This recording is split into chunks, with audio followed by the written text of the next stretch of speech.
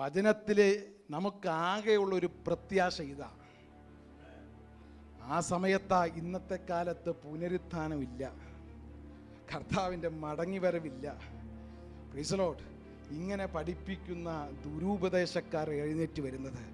ഞാൻ ചോദിക്കട്ടെ, കർത്താവിൻ്റെ രണ്ടാമത്തെ വരവില്ലെങ്കിൽ നമ്മുടെ പാട്ടും പ്രാർത്ഥനയൊക്കെ പിന്നെ എന്തിനു വേണ്ടിയാ? Praise the Lord. നാം പ്രതീക്ഷിക്കുന്ന നമ്മുടെ പ്രിയന്റെ വരവില്ലെങ്കിൽ നമ്മളിങ്ങനെ വന്ന് ആരാധിക്കാനും പാട്ടുപാടാനും ഒരു വിശുദ്ധ ജീവിതവും ഒരു പ്രത്യാശയുടെ കാര്യമുണ്ടോ? കാണാത്തതിനായി നാം പ്രത്യാശിക്കുന്നു എങ്കിലോ അതിനായി നാം ക്ഷമയോടെ. അതുകൊണ്ടാണ് നാം കാണുന്നത് വിശ്വാസം എന്നതോ പ്രത്യാശിക്കുന്നതിന്റെ ഉറപ്പ്. ഇംഗ്ലീഷിൽ ഹോപ്പ് എന്നാണ് കൊടുത്തിരിക്കുന്നത്. വിശ്വാസം എന്നതോ പ്രത്യാശിക്കുന്നതിന്റെ ഉറപ്പും കാണാത്ത കാര്യങ്ങളുടെ നിശ്ചയമാകുന്നു. എന്താ നാം പ്രത്യാശിക്കുന്നത്? എന്താ നാം കാണാത്തത്? നമ്മുടെ പ്രിയന്റെ വരവ്, നമ്മുടെ പ്രിയനെ മുഖാമുഖം കാണുന്നത്.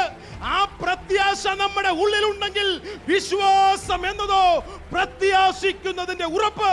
ഇവിടത്തെ ഈ ലോകവും ഇവിടത്തെ ഈ ആകാശവും ഇവിടത്തെ സകലതും ഇവിടം കൊണ്ട് തീർന്നു പോകുമ്പോൾ പുതിയ ആകാശവും പുതിയ ഭൂമിയും പുത്തൻ യെരൂശലേം വരുമ്പോൾ ഭർത്താവിനായി അലങ്കരിച്ചിരിക്കുന്ന മണവാട്ടിയെ പോലെ ഒരുങ്ങി സ്വർഗത്തിൽ നിന്ന് പുതിയ ഭൂമിയിലേക്ക് ദൈവസന്നിധിയിൽ നിന്ന് ഇറങ്ങുന്ന ഒരു പുത്തൻ യെരൂശലേം.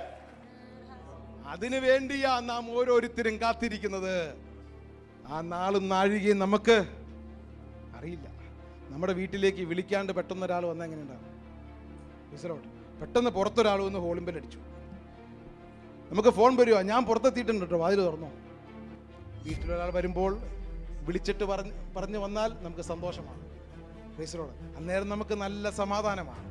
വിളിക്കാതെ ഒരാൾ വന്നാൽ ഉള്ള സമാധാനം മൊത്തം കർത്താവിന്റെ വരവുമായി ബന്ധിപ്പിച്ച് കർത്താവ് അതും ചേർത്ത പറഞ്ഞ് നമ്മൾ വായിച്ച 2 പത്രോസ് 3:14 വാക്യം ഒന്നുകൂടി വായിച്ചു. അതുകൊണ്ട് പ്രിയമുള്ളവരെ, നിങ്ങൾ ഇവയ്ക്കായി കാത്തിരിക്കാൻ അവൻ നിങ്ങളെ കറയും കളങ്കവും ഇല്ലാത്തവരായി സമാധാനത്തോടെ കാണുവാൻ. എങ്ങനെ കാണാനാ?